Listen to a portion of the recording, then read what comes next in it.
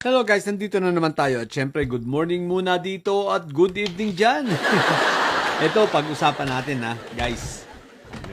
Ito pag-usapan natin, aba. Ito ang si Man Scarpio, di ba? Aba, dinemanda. Nag-file ng demanda sa laban sa Congress, laban sa AMLAC, laban sa mga ilang bangko, no? Dahil daw sa pag-bridge ng privacy. Wow. Guys, ang pagkilos na ito ni Carpio ay isang pagpapatunay lamang na sila ay takot na at sila ay kabado at totoo ang lahat ng mga nasa dokumento ng AMLAC maging ang mga sinabi ni Sentry, Bakit ko sinabing totoo? Kasi guys, ang dami nilang press con, ang daming demanda at sa mga demandang ito, puro tinitira nila ay about sa mga technical, about sa bakit naglalabas ng ganito.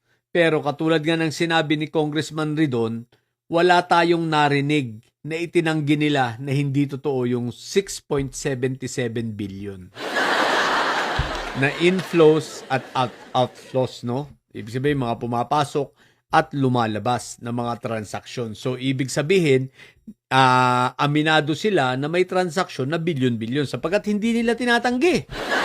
Ang lagi lang nilang sinasabi, dapat hindi ipinakita ng AMLAC yan. Dapat hindi ipinakita ng bangko yan.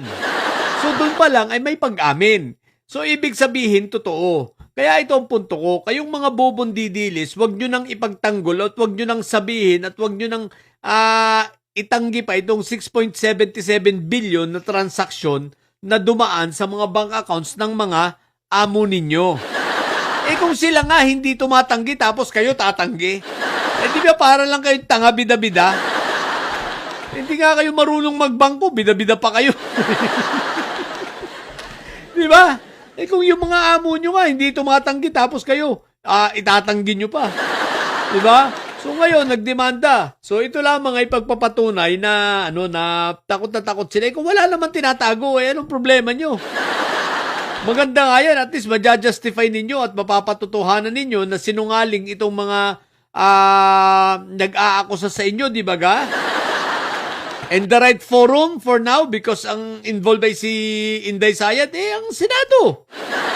I-trial, di ba? At doon nyo patunayan. Total, ayaw nyo umatid sa hearing, di ba?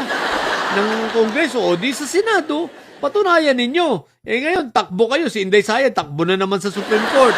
Si Man Scarpio, takbo na naman sa RTC sa Quezon City. So, humihingi ng saklolo. Pero guys, I doubt na makikialam pa ang RTC, na makikialam pa ang Supreme Court dyan sapagkat nagtuloy-tuloy na nagtuloy-tuloy na ang hearing, di ba? So, aakyat na yan sa Senado sa pagbobotohan na yan sa May 4. Anyway, kailan ba? Tomorrow yata. Kailan ba sa 29, sa Tuesday? Tuesday or Wednesday ang hearing sa last na hearing sa Congress, no? NBI naman ang haharap, 'yon. Pero ang punto guys, ito. So takot na takot kung walang kasalanan, ano gusto niyo ipatigil ang hearing? Ano gusto niyo ipatigil ang impeachment? At ang paraan lang niyan sa bagay, na yan sabi ko nga kanina sa live ko, na yan? Huling alas na nila yan. No? Na pigilan ang paglalabas nitong mga dokumento pa na manggagaling kasi baka masupwen ang bangko niyan no? At talagang ito ay mabubusisi pa ng mabuti pagdating sa Senado. So lalabas na talaga rito ang mga bank accounts at magkakalabasan na ng laman ng bangko nila Sayad.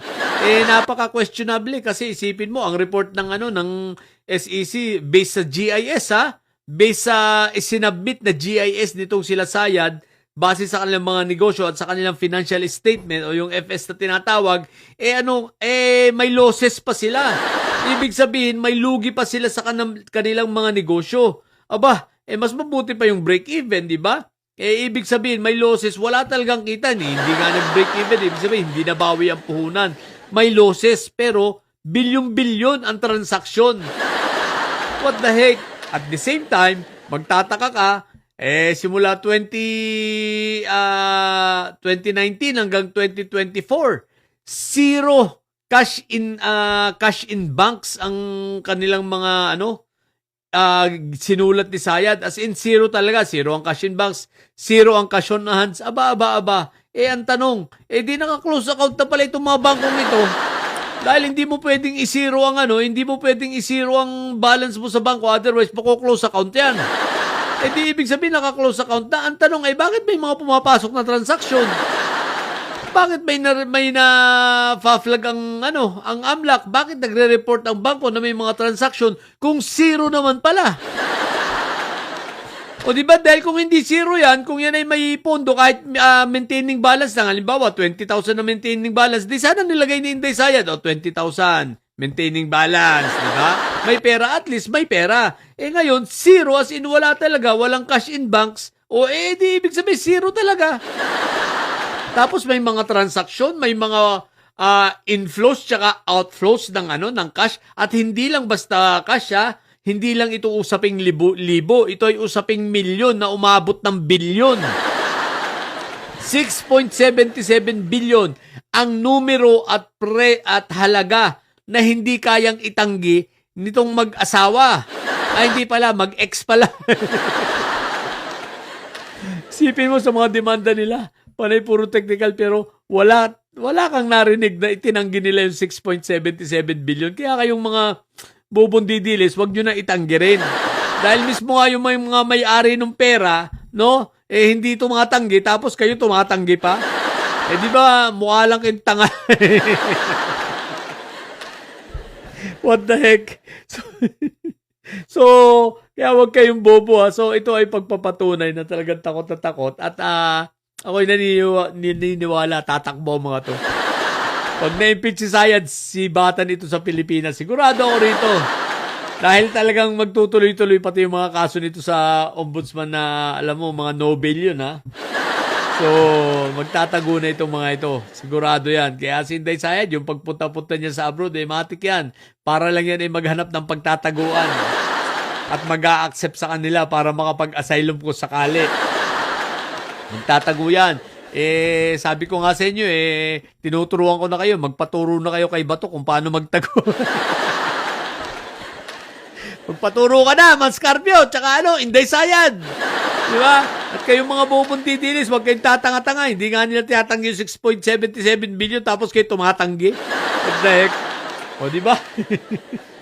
Parang mga bobo lang yung nayupak na yan. So, yun lang. Sa mga bobong didilis at may saya dyan, ang tatay nyo ay preso, ang BP nyo ay bobo. Pantili kayo mga bobo at may saya. Sapagkat ang may saya, lagi high blood. Bye!